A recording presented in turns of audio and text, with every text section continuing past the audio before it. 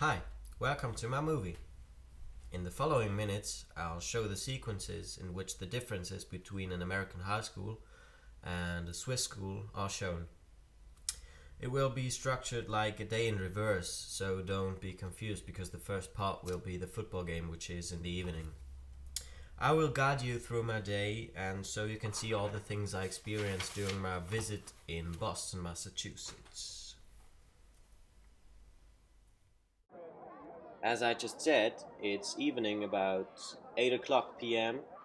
and the football players give handshakes after a tough game. The Reading Rockets won and so the atmosphere was great. Most of the supporters were schoolmates, parents, or just football enthusiasts. Here is the winning number for tonight's team, 7, 8, 9. So then, let me show you something of the game.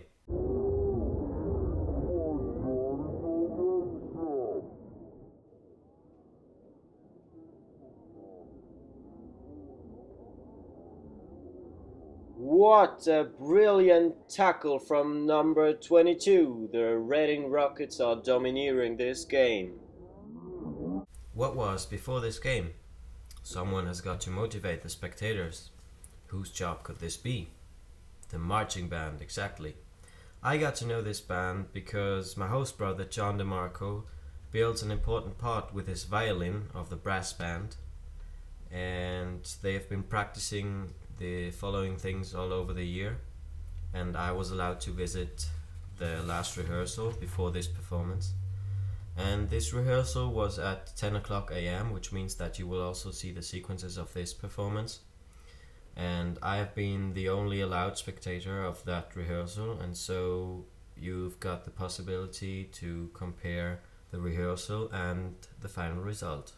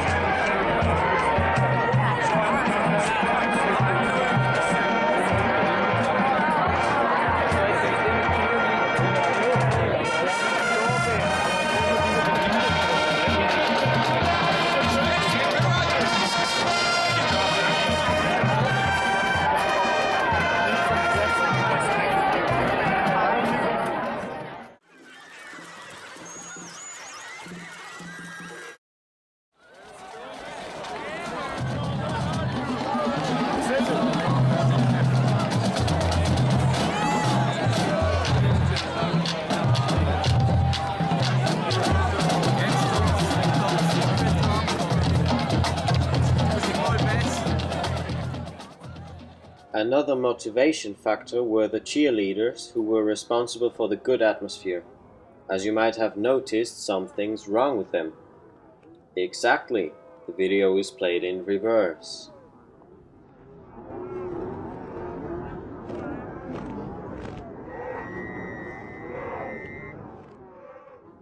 And that's what the camp looked like before the game. Before all the people arrived, when there was only me and my camera. Of course I am walking normally, but the reverse makes it look funny. And now we're slowly approaching the clubhouse with the large emblem of the Reading Rockets.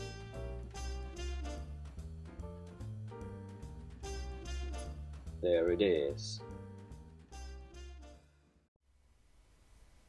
The last lesson of school today was Spanish, in which I encountered striking differences, for example the language, the media, and other objects in the classroom. Have a look at the following example for the language. Important to mention is that American students in my age have been studying Spanish for 6 years. In the following short sequence, Ali had to present sentence number 25, which should sound like this.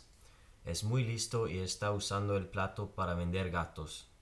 Let's check the result of these 6 years of Spanish. Es muy listo y está usando el plato para vender gatos. Está usando el plato para vender gatos. Another thing that struck me was this magic touchscreen board. Like in example number 25 with para vender gatos, the students have to differ between ser or estar, two different types of the verb to be. When I looked around in this room, I noticed two things. The first one was the flag. In every single classroom there's at least one American flag. And the second thing I only noticed when the teacher was writing on it. All the boards, whiteboard, blackboard, and magic board. Then I thought, why? Why not only one of them? My answer for that is right here, in my Boston log. That's what I wrote down in that lesson.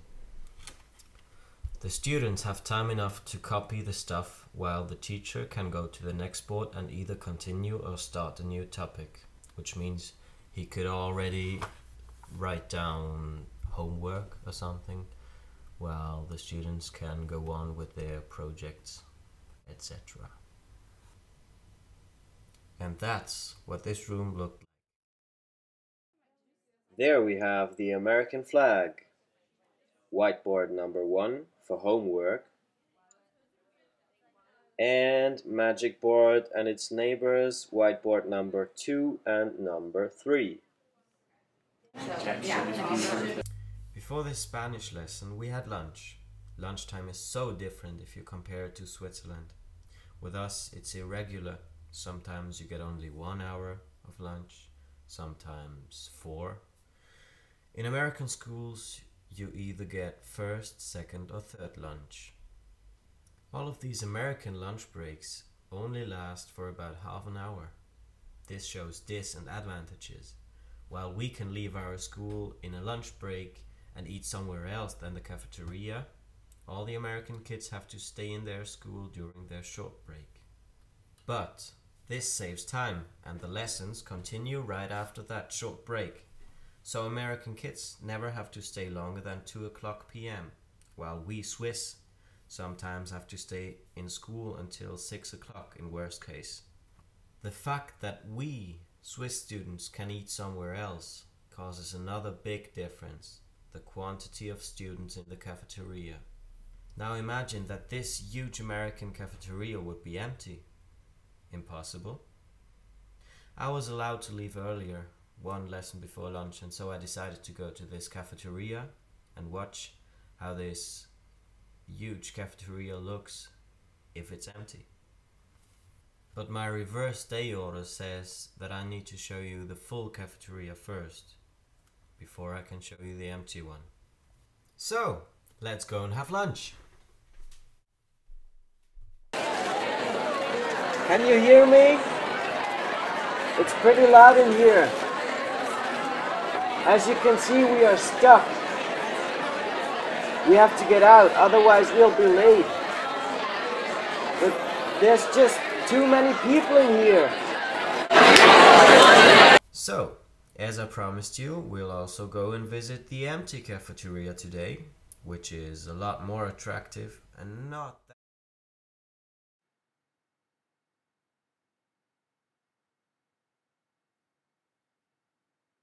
Wow, it's pretty quiet in here. And it looks so different. That's where you get your food. Before we got our lunch, we went to our lockers. Well, we didn't have our own lockers, but we were allowed to have a look at the ones of our host siblings. Some of them are not that decorated, like the one you're going to see afterwards, but some of them tell stories. Thousands of pictures of family members or posters grace these lockers.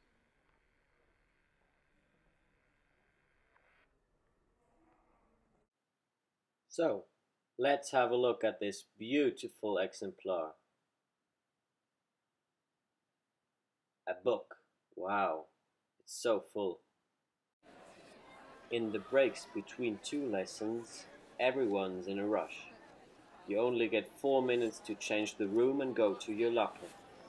If you want to go to the toilet, or get something to eat, you're in trouble because there's not much time for that.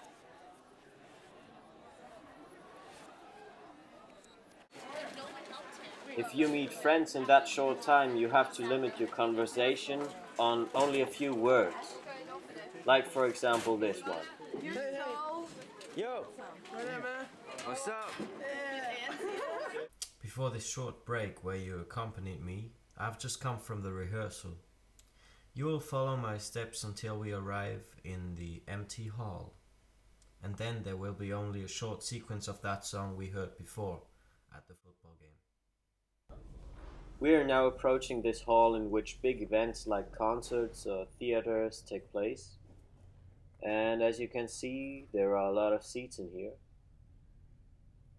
And down there to the left, you can see the stage.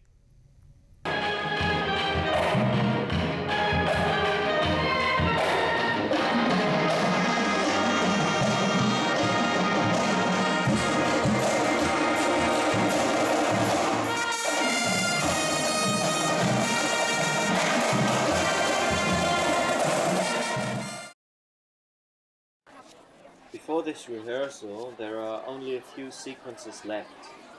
A short break with rushing students again. And then the clock which shows the last few seconds of the lesson before the students were allowed to leave into that short break. Then the timetable which we had to check before the day could start, and so we knew what lessons were waiting for us and when we could have lunch. The whole system of the timetable is so different. American students can choose 7 subjects they want, and they only go to these subjects every day, just in a different order.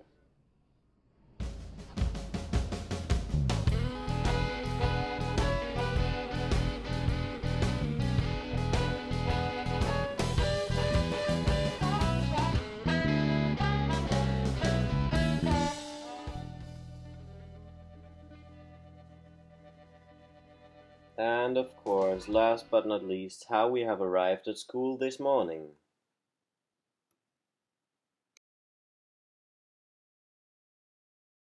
After that falsified day order, you will see a very fast version of the normal day, reflecting the most important differences and the striking things I encountered. The American timetable, a short break, the last rehearsal of the marching band, the hall,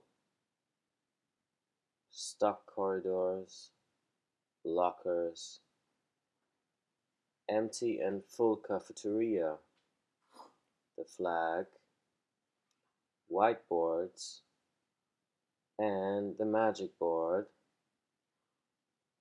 an American accent, empty football camp, cheerleaders, the marching band, the football game, and the handshakes. So, we've arrived at the end of my movie. Thank you for accompanying me during my day. I hoped you liked being guided by me. I gotta go now. See ya!